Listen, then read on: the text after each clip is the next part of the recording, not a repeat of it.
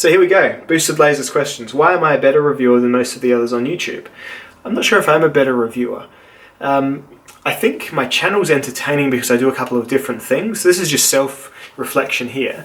I reckon my reviews are probably about as good as anyone else's. I think some guys do it better. I think Nick Shabazz does better. He notices things that I didn't notice. A perfect example is I sent him a real steel folder that I thought it was cool. I was like, hey, it flips well, it's comfy in my hand.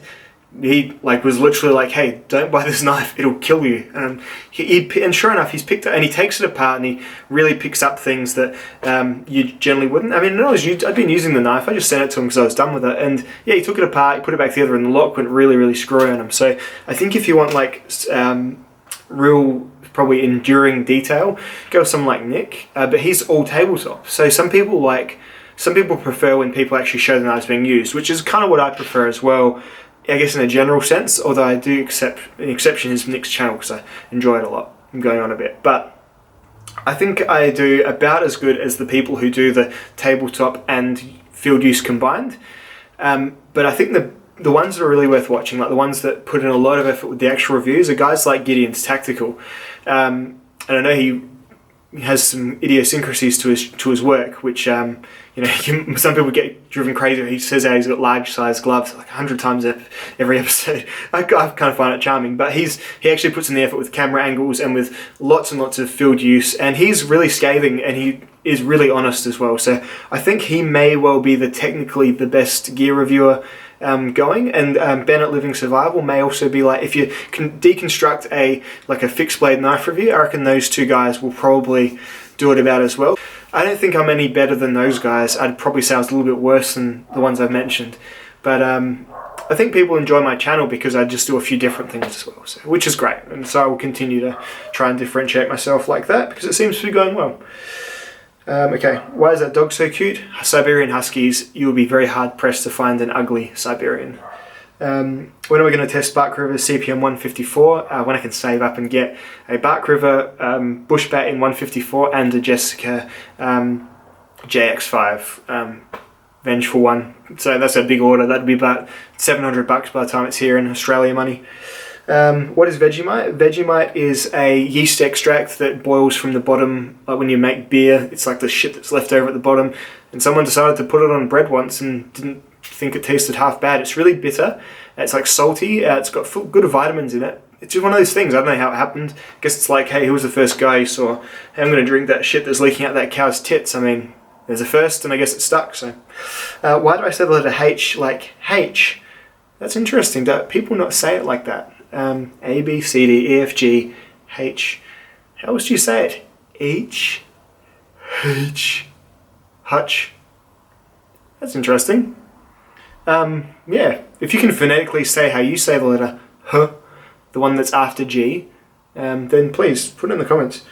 Best bad guy, Baby Stewie, Bender, the Robot, Roger the Alien, or Cartman. Cartman is easily the best out of all of them. The others have shown positive character traits. Cartman is all evil all the time. They took him off the rails a bit in the most recent series when he went to Mars, but it's always when he tried to go to Mars, but it's always a really self-serving reason. So he is the best.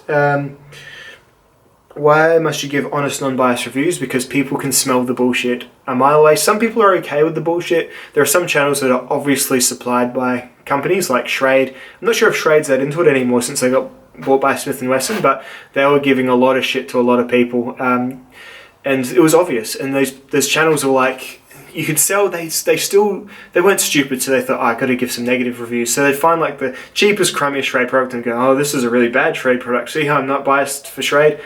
But then there's 90 videos that say knives made of 7CR MOV with crappy wobbly bone handles are great. So it's yeah, it's obvious to me. I watch as much YouTube as any of you, and I just smell it a mile away, and I'd hate for people to think I was like that. So that's why I'm often very hesitant to accept the free stuff, to even borrow people's knives. I don't know. With me, especially if it's an expensive knife, I'll be particularly critical of it because it's so much money to spend. I don't have any more money now than when I started doing YouTube.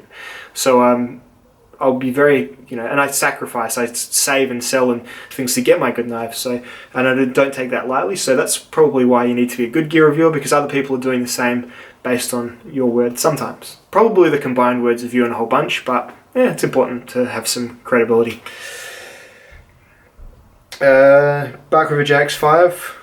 I want one. 511 Rush. Do I like it? It's the one that everyone raves about. I don't know what that is. Is that a 7 Rush 72?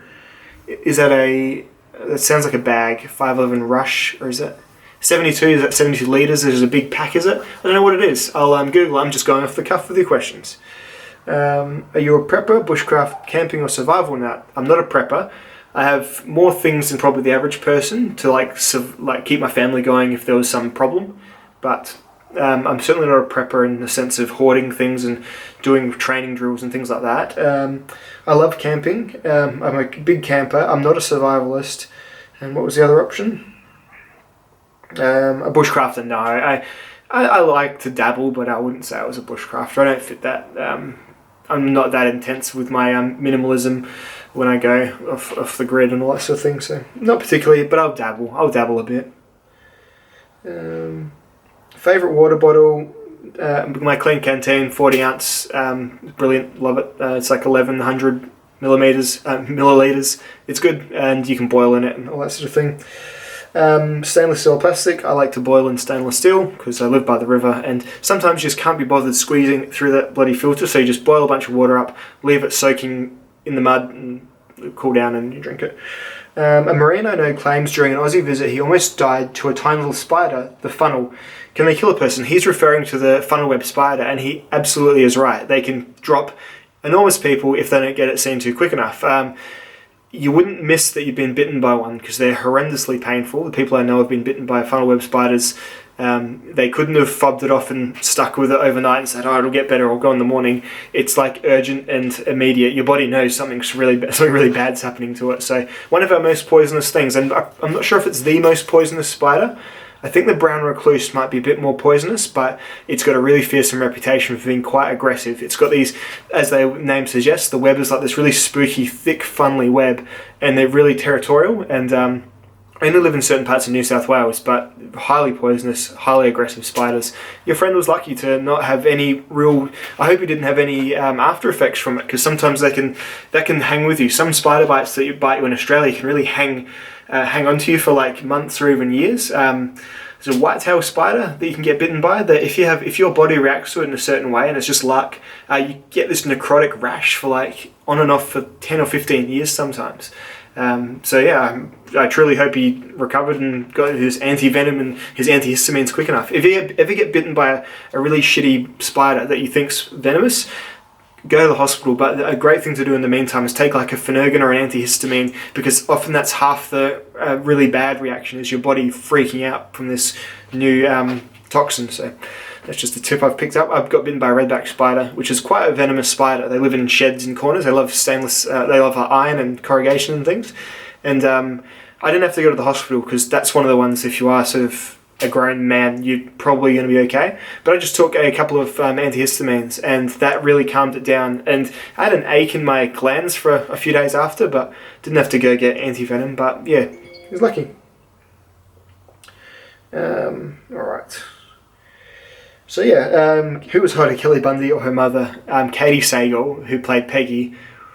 Yeah, even still, she's in Sons of Anarchy. She's getting on a bit, but damn, yep, she is. How many questions will I ask? Well, I haven't counted, so I'm going to guess about 12 so far. True or false, is Fast Car the greatest, most unkillable player in all of gaming history? There's a YouTube link. I'll have to watch that. I don't know. I don't know what that is. So I will do that now. I think you had another comment on the newest video as well.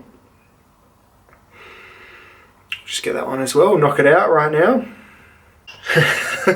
David Bock, this is in the new video. This might be the only gear video in the world, in world history, to address knives, butt fingering, and religion. You're probably right there, Dave. Alright, do I have any training in film or comedy? Nah, I was a bit of a theatre sports nerd at high school. Like, I liked my my drama and my... so I've probably got some improv skills from that. But that is all. That's the only other question. And yes, I would love to see your JX5 in action. So anyway, that is everything, guys. I hope you've enjoyed this. I hope the green screen turns out alright. I reckon I need to fiddle with my lighting a bit to make it better, but we'll see. And I'll see you all in the next video. Bye.